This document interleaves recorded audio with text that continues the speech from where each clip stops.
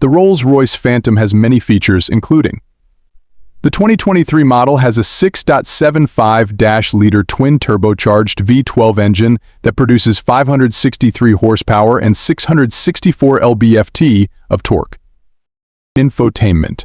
The Phantom has an 8.8-inch front monitor, a redesigned rotary controller, and a smartphone cradle.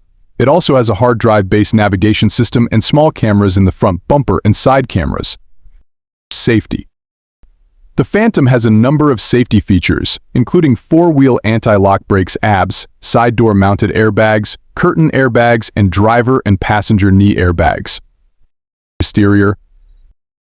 The Phantom has an array of wheel options, adaptive headlights, a Spirit of Ecstasy emblem, and a Pantheon grille. Audio. The Phantom has a bespoke audio system.